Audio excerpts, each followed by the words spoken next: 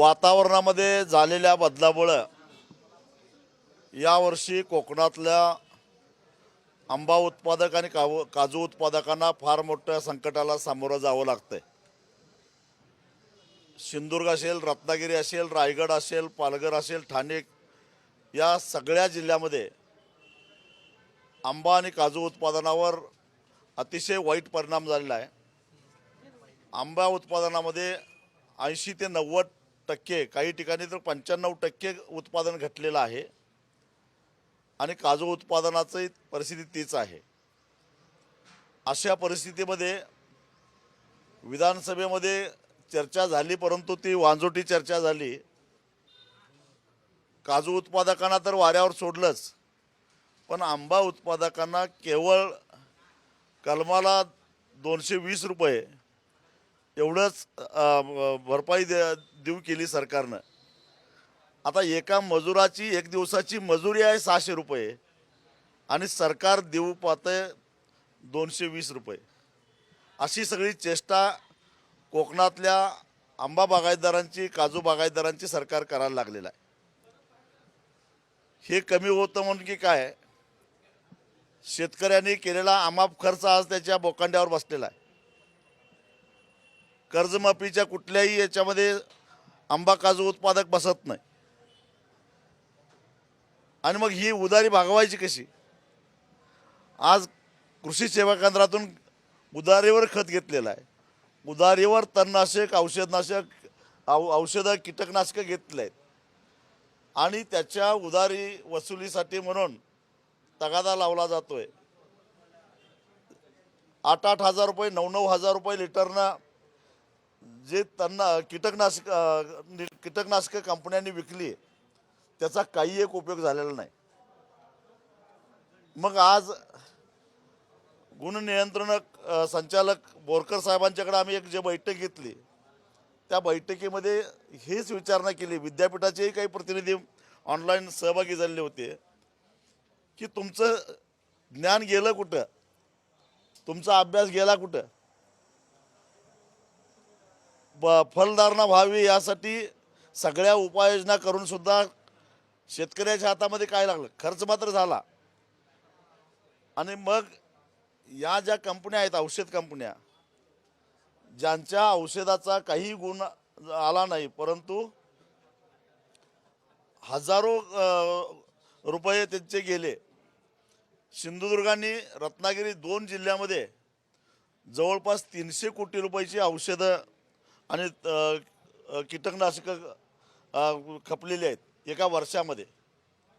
हे या पैशाचं काय झालं मग? आणि या शेतकऱ्यांच्या भोकांड्यावर बसलेला हा जो काय, याच्यामध्ये या कंपन्यांना जबाबदार धरलं पाहिजे।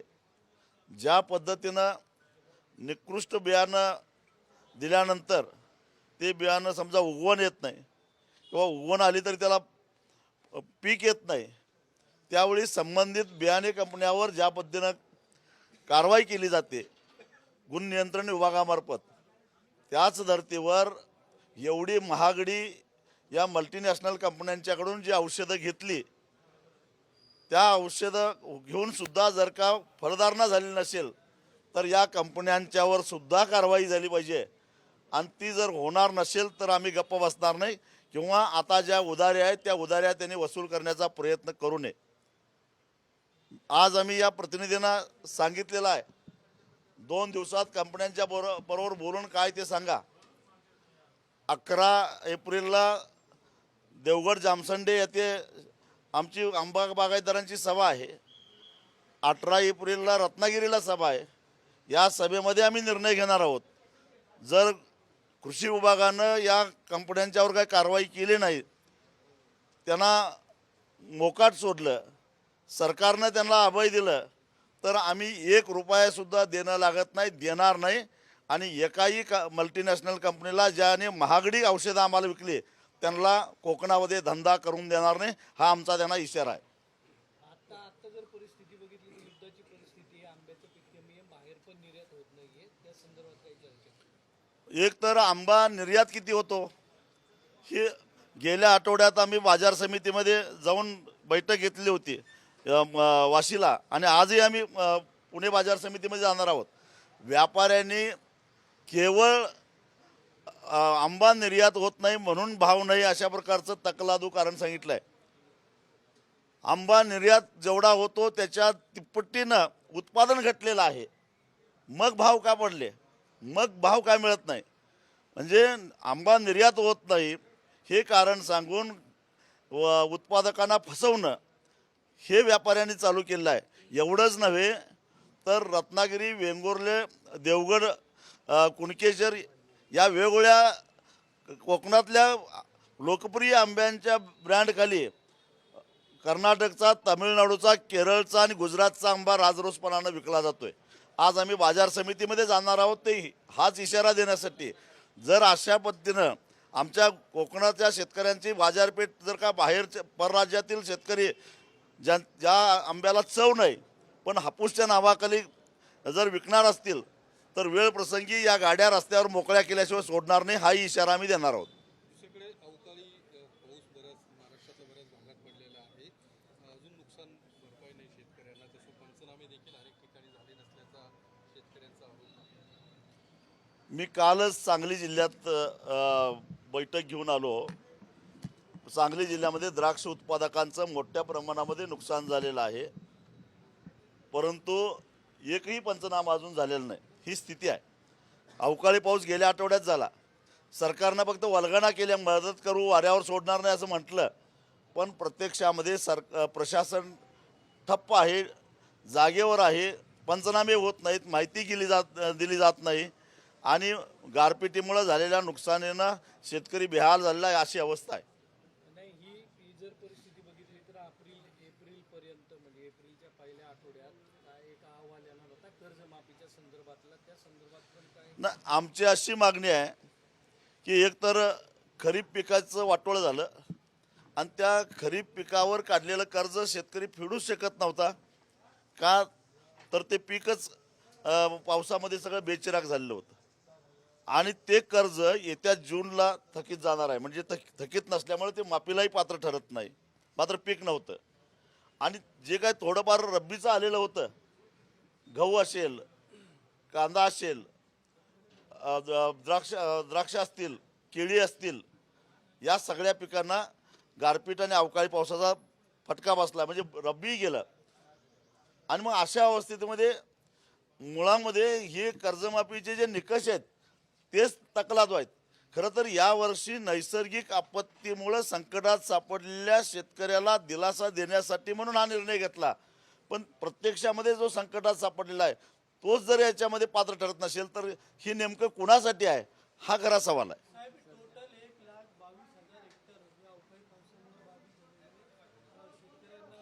हा सुद्धा नजर अंदाज आहे, अजून पंचनामे झालेले नाहीत. प्रत्यक्षात ज्यावेळी पंचनामे होतील त्यावेळी हा आकडा दुपटीने तिपटीने वाढलेला असेल. एफआरपी संदर्भामध्ये 5,000 कोटीची एफआरपी तर केली, राज्य सरकारकडे बैठक झाली. साखर उद्योग कायमच अडचणीत आहे असं कारखानदार आणि हे सगळे सांगतात. आता हे 5,000 कोटी मिळणार कधी? सीझन तर संपत आला. 15 फेब्रुवारीला ऊसाचा हंगाम संपायला सुरुवात झाली आहे, म्हणजे जवळपास 2 महिने होत आले. ऊस दर अध्यादेश 1966 नुसार ऊस तुटल्यानंतर 14 दिवसाच्या आत शेतकऱ्याचं सरकारनं निश्चित केलेली किंमत देणं अनिवार्य असताना आज 2-2 महिने झाले या कारखान्याने पैसे दिले नाहीत. हा आकडा 5,000 कोटीपेक्षा जास्त आहे. खोटं सांगितलं जाते, कारखाने खोटी माहिती देतात. महाराष्ट्राच्या कानाकोपऱ्यातून तक्रारी येत आहेत आणि मग अशा परिस्थितीमध्ये खरं तर सरकारची जबाबदारी आहे. एप्रिल 2025ला मुंबई उच्च न्यायालयानं सरकारला आदेश दिलेला होता, एफआरपी देण्यामध्ये जरा जरी विलंब झाला किंवा त्या एफआरपीचे तुकडे करण्याचा प्रयत्न केला तरीसुद्धा 15% व्याजानं फरकाची रक्कम द्यावी असा आदेश असूनसुद्धा त्याची अंमलबजावणी होत नाही. सुप्रीम कोर्टाला त्या आदेशाला स्थगिती द्यायला तयार नाही. 9 सुनावण्या झाल्या. मग असं असताना साखर आयुक्त या कारखान्यांच्यावर कारवाई का करत नाहीत हा प्रश्न वारंवार विचारला. 3 साखर आयुक्त बदलून गेले तरीसुद्धा अंमलबजावणी होत नाही. आज सांगितलं जातं आहे केवळ 29 तारखेला कारखान्यांना नोटिसा गेलेल्या आहेत, पण सगळेच कारखाने जवळपास सगळे, काही सन्माननीय अपवाद सोडले तर बहुतेक कारखान्यांनी एफआरपी थकवलेली आहे, ही माझी माहिती आहे. तेव्हा यांच्यावर ऊस दर नियंत्रण अध्यादेश 1966 नुसार निव्वळ नोटीस नव्हे तर यांना सरकारी थकबाकीदार समजून यांच्यावर जप्तीच्या कारवाया व्हायला पाहिजेत. आणि यांनी FRP का थकवलेली आहे? कारण वर्षभरामध्ये साखरेला भाव चांगला आहे, इथेनॉलला चांगला बऱ्यापैकी भाव वाढवून दिलेला आहे, शिल्लक साखरेचा प्रश्न नाही आहे. केवळ साखर निर्यात होत नाही, बंदरात अडकून पडले असं कारखानदार सांगतात. पण किती कोटा किती आहे त्याचा? संपूर्ण देशामध्ये मिळून 15 लाख टन साखर निर्यात होणार आहे. त्यात महाराष्ट्राच्या वाट्याची किती आहे आणि त्यातलं प्रत्येक कारखान्याच्या वाट्याची किती आहे आणि त्यांनी बिल थकवलंय किती आहे? आमचे 15मध्ये साखर अडकली असं सांगून शेतकऱ्यांचे पैसे अडवण्याचा प्रयत्न होतोय. ह्याचं कारण दुसरं आहे की अशा प्रकारची थकबाकी वाढवायची, सरकारपुढे जाऊन रडगाणं गायचं आणि सरकारकडून मदत घ्यायची आणि पुन्हा भ्रष्टाचार करायचा. हाच ह्याच्यामध्ये डाव आहे, दुसरा काय नाही. तेलंगणाला तुम्ही जाणार आहे का? साखर आयुक्तांसमोर पुन्हा बसणार आहे सर? हो, मी आजच साखर आयुक्तांना भेटणार होतो, पण ते निवडणूक प्रक्रियेमध्ये असल्यामुळं आज त्यांची भेट झाली नाही. पण पुन्हा 2 दिवसांनी मी येणार आहे. जर साखर आयुक्तांनी या कारखान्यांच्यावर कडक कारवाई केली नाही तर त्यांनी मुंबई उच्च न्यायालयाच्या आदेशाचा अवमान केला आहे, म्हणून त्यांच्या विरोधातच कारवाईची मागणी मी करणार आहे. शेट्टी साहेब, बहुतांश राजकीय व्यक्तींची साखर कारखाने आहेत आणि कारखाने वाचवण्यासाठी ते सत्ताधारी पक्षात प्रवेश केलेला आहे, तर त्या संदर्भात तुमची काय भूमिका? म्हणूनच बहुतेक सगळे साखर कारखानदार आता सरकार पक्षामध्ये सामील झालेले आहेत. मग ते राष्ट्रवादी असेल, शिवसेना शिंदे गट असेल किंवा भाजप असेल, सगळे वॉशिंग मशीनमध्ये जाऊन आपलं स्वच्छ होऊन तिकडे गेलेले आहेत. तेव्हा त्यांना वाचवण्यासाठी सरकार त्यांना पाठीशी घालतंय. पण सरकारच्या हे लक्षात आलं पाहिजे की सरकार न्यायालयाच्या आदेशाचा अवमान करायला लागलेला आहे आणि त्यामुळं आम्ही गप्प बसणार नाही. खरातच्या प्रकरणामध्ये जर आपण बघितलं तर अनेक लोकांची नावं आहेत, चर्चा सुरू आहे. खरात म्हणजे हे आपला गावठी एप्स्टीनच आहे, खरं सांगायचं तुम्हाला तर. कारण यानं सुद्धा कुठेतरी एक बेट घेतलंय असं मी ऐकलं. आणि या करातनं सगळ्या राजकीय नेत्यांना, सगळ्या प्रशासनातल्या वरिष्ठ अधिकाऱ्यांना गुंडाळलेला आहे. ही खरात फाईल एक वेगळी निघाली पाहिजे आणि ही निघाल्यानंतर खालपासून वरपर्यंत जे यात सामील आहेत ह्यांना भर चौकात ओढून उघडं नागडं करून हाणलं पाहिजे, या मताचा मी आहे. आधीच अभ्यास केलेला वाटतं. बारामती निवडणुकी संदर्भात जर पाहिलं तर पोटनिवडणुकीत काँग्रेस माघारी घ्यायला तयार नाहीये.